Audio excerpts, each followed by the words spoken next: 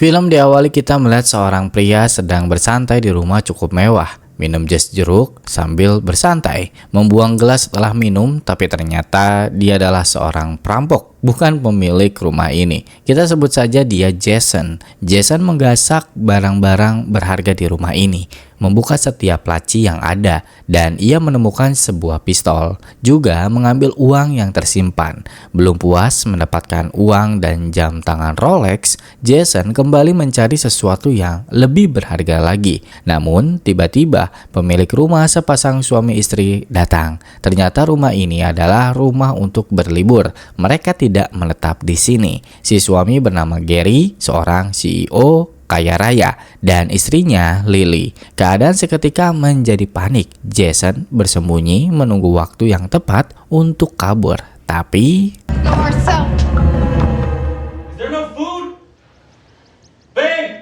Jason pun menyandra mereka dengan mengikat Lily menggunakan kabel TV. Lily panik, tapi tidak dengan Gary. Dia menawarkan Jason untuk ambil saja uang atau barang berharga lainnya di sini. Ia tak akan melapor polisi. Lagian di sini juga rumahnya jauh dari tetangga dan juga nggak ada CCTV-nya. Tidak ingin ada celah, Jason mengecek tas milik Lily. Ia hanya menemukan pil KB, meminta HP mereka. Gary terus membujuk Jason untuk pergi dari sini. Ia akan mengantarkan Jason ke ruangan kantornya untuk memberikan uang lagi bagi Jason. Melihat Gary yang sedikit tenang tanpa panik justru membuat Jason ketakutan dan bertanya kepada Gary, apakah di sini ada pistol? Jawaban Gary, tidak. Is there a gun in this house? No.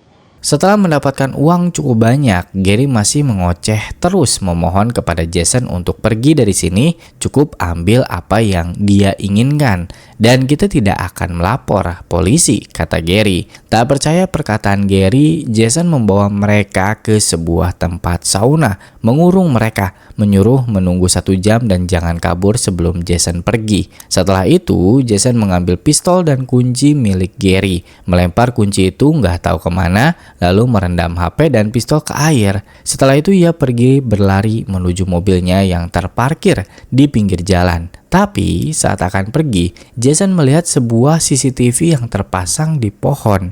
Tak ingin jejaknya ketahuan, Jason kembali lagi untuk menghilangkan jejaknya. Tapi ternyata Gary dan Lily sudah berhasil keluar dari tempat sauna.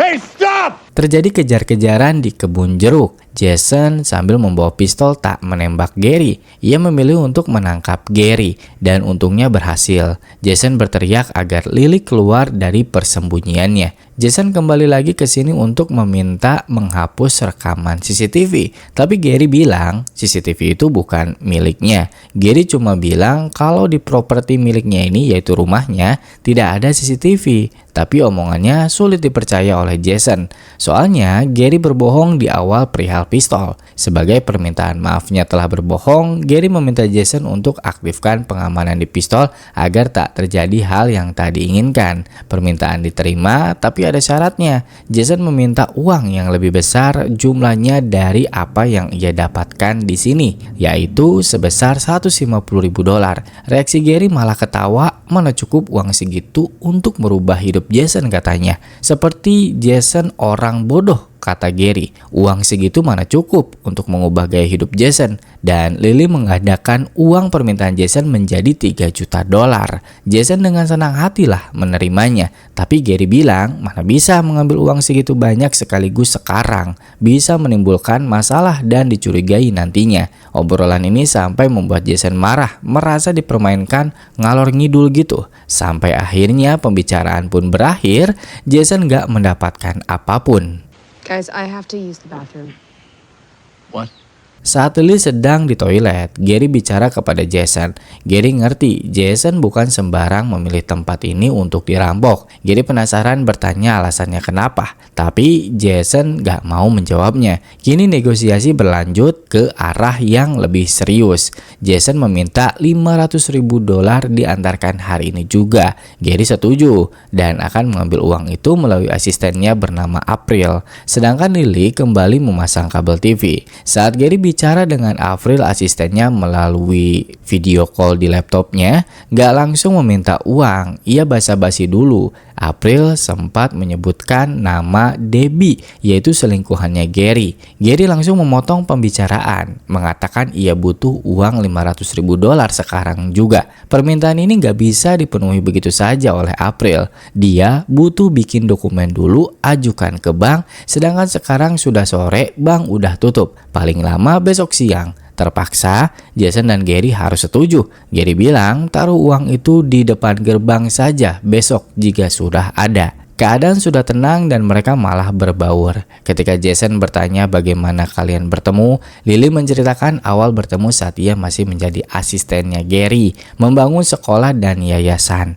Lily ingin meneruskan karirnya tapi tidak dengan Gary. Ia ingin mempunyai anak dan Lily menjadi ibu rumah tangga sepenuhnya. Selama Lily dan Gary berbicara, Jason malah terfokuskan pada sebuah tato kecil yang telah Lily hapus di kakinya. Selesai bicara di balkon, mereka lanjut berjalan bersama di kebun jeruk. Percakapan masih berlanjut. Kini Gary yang bicara, masih dengan gaya tengilnya. Gary mengutarakan pendapatnya tentang hidup Jason yang kurang berguna. Mengatakan juga kalau uang itu bukan segalanya. Jason selama mendengar omongan dari Gary yang sangat amat arogan, tak memusingkan omongan Gary. Yang penting uang adalah hal utama untuknya. Meaningless to you anyway. Money that could change any other person's life.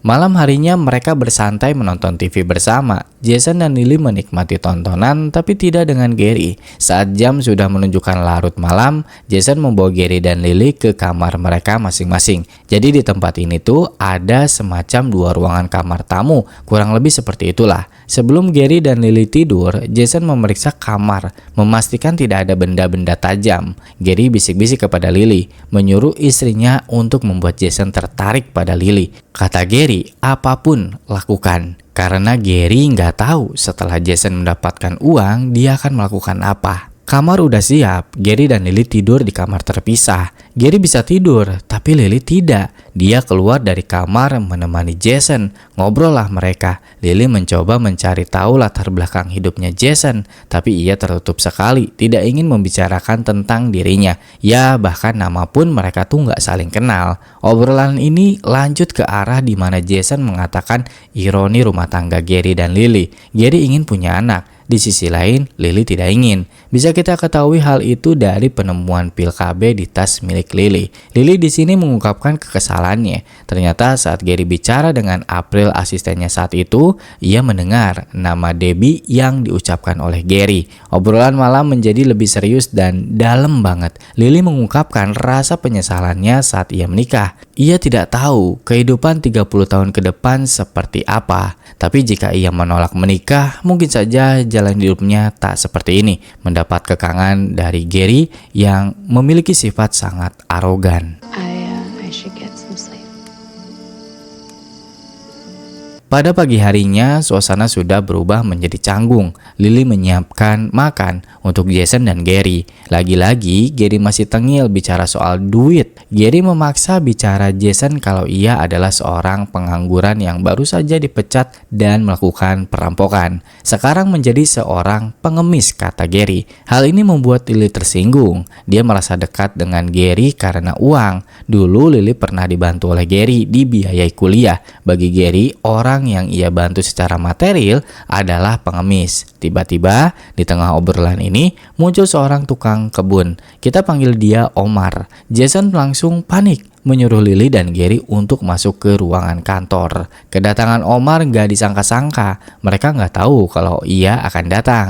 Omar mengetuk pintu terus-menerus, membuat Jason kesal dan menyuruh Gary untuk mengusirnya. Simple ternyata. Omar cuma ingin mengucapkan terima kasih karena udah dikasih kerjaan. Lalu Gary menutup pintunya dan mengatakan untuk bekerja saja. Jason, Gary, dan Lily mereka menunggu Omar bekerja memotong rumput. Saat selesai, Jason mencoba mengintip. Sialnya, Omar melihat Jason. Terpaksa, mereka semua harus menemui Omar. Omar mengajak Gary untuk melihat hasil kerjanya sebentar aja katanya. Yang nyaut malah Lily. Ia berkata, bagaimana kalau kita semua ikut? Jason terpaksa mengikuti apa yang dikatakan Lily. Omar mengajak Gary dan yang lain ingin menunjukkan hasil kerjanya di sini. Omar telah mendesain taman ini selama 18 minggu katanya. Semua hasil ini adalah kerja kerasnya Omar. Ditambah Omar ingin menunjukkan gambar sebuah desain lagi. Omar berniat akan menanam pohon di tengah-tengah taman ini.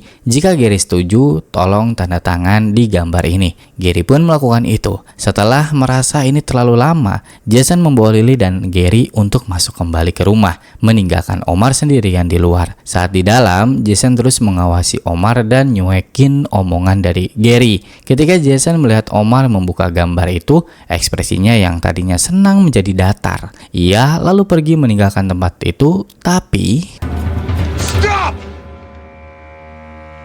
ternyata tanda tangan Gary adalah call 911.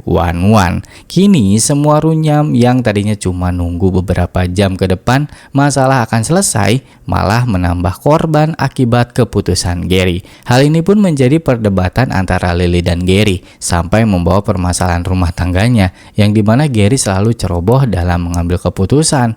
Muak dengan kejadian ini, Jason memohon untuk bersabar tunggu beberapa jam lagi. Singkat cerita, udah beberapa jam berlalu, waktu sudah menunjukkan jam siang hari. Momen ini membuat Gary menjadi frustasi. Dia nekat ingin keluar dari tempat ini. Udah muak, udah penat dengan kondisi saat ini tuh. Udah pokoknya kacau lah dia. Dia bahkan sudah nggak takut sama Jason meskipun ditodong senjata. Malah memaki-maki Jason dengan mengatakan kamu itu bukan apa-apa dan tidak akan berani menembak. Lily yang panik mengatakan untuk diam dan duduk kepada Gary. Dan yang terjadi,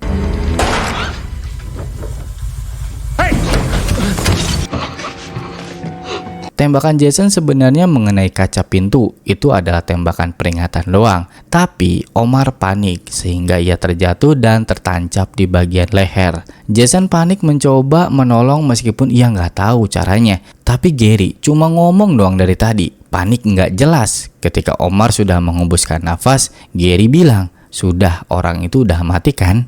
Dari awal, Gary emang minim empati, merasa punya uang, bisa berperilaku sebebas dia. Kondisi memaksa Jason menjadi lebih ganas, mengikat mereka lagi. Untuk menghindari kejadian serupa, dia sudah ingin membunuh Lily dan Gary sebenarnya di sini tuh. Untungnya, niat itu digagalkan oleh Lily. Dia berkata, memuji dan memvalidasi perasaan Jason, mengatakan kepada Jason kalau dirinya tuh orang baik, tidak perlu membunuh seseorang. Beda dengan respon Gary, dia bilang, "Aku punya kenalan seseorang bisa menyelesaikan masalah ini. Izinkan aku menelpon orang itu." Untungnya nih, Jason cenderung mendengarkan omongan Lily yang menenangkannya daripada si Gary. Malam pun tiba, uang kiriman April telah tiba. Jason menyuruh Lily yang mengambilnya. Lily berjalan keluar sambil diperhatikan oleh Jason. Seharusnya Lily bisa kabur di sini karena gerbang terbuka dan bisa juga mengambil lari uang itu. Sebuah mobil melintas pun tak dihentikan oleh Lily. Ia memilih mengambil uang itu dan kembali ke Jason. Kini uang sudah didapatkan oleh Jason. Gary keadaannya diikat dan dihadapkan pada tembok. Dipisahkan dengan Lily beda ruangan. Saat Jason keluar membawa uang, Lily menahannya dengan menyebutkan tato di kakinya dulu adalah mawar dan itu adalah tato yang ia suka. Respon Jason, ia bilang tidak peduli. Saat hendak keluar, Jason kembali lagi duduk di depan Gary, mengungkapkan apa yang dirasakan. Sementara itu, Lily menyembunyikan serpihan kaca di bawah kakinya. Jason bicara dengan Gary, ia cuma ingin menjadi orang kaya seperti Gary, memiliki segalanya. Tapi setelah ia melihat sifat asli orang kaya seperti Gary, ia merasa muak dan jijik. Kesal juga kepada Gary. Jason merasa tidak adil di hidup ini. Selama ini ia berbuat baik, tapi yang memiliki segalanya malah Gary yang arogan. Jason merasa dihianati oleh hidup. Dan Jason mengeluarkan kalimat terakhir yaitu, Lily membawa pil KB kemana-mana. Fakta yang tidak diketahui oleh Gary, Lily berhasil melepaskan tali yang mengikatnya di kaki. Jason keluar tak curiga melihat Lily. Saat akan pergi, Jason memperbaiki tali sepatunya yang lepas dan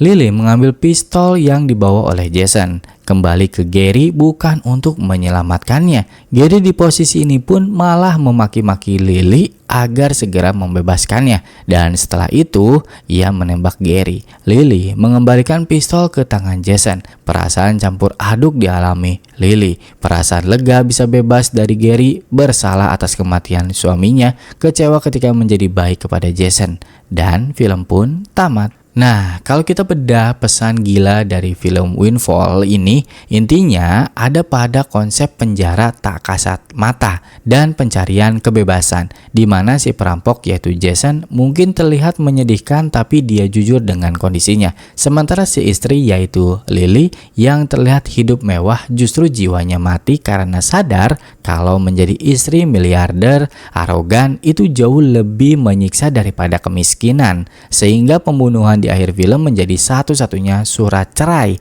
yang bisa membebaskannya. Tragedi ini juga menegaskan kalau arogansi bisa membawa maut. Terlihat jelas dari karakter Gary yang merasa uang bisa membeli segalanya dan merasa paling pintar. Padahal kalau saja dia bisa menahan egonya dan membiarkan perampok itu pergi, dia pasti masih hidup. Benar-benar definisi mulutmu harimaumu. Ironi inilah yang akhirnya menyingkap arti judul Windfall atau rezeki nomplok yang sesungguhnya. Yang awalnya kita kira rezeki itu buat si perampok atau keselamatan Gary, ternyata rezeki terbesar justru jatuh ke tangan Lily yang mendapatkan harta warisan sekaligus kebebasan mutlak dari suami toksiknya. Jadi bisa dibilang Windfall bukan sekedar film perampokan biasa, melainkan sebuah studi karakter kelam tentang pernikahan yang hancur dan kesenjangan sosial. Nah, sekarang giliran kalian. Menurut kalian, tindakan Lily adalah justice serve atau terlalu sadis? Tulis pendapat kalian di kolom komentar. Yang belum subscribe silahkan tekan tombolnya, tinggalkan like sebelum menonton video lain. Gua Angga, terima kasih.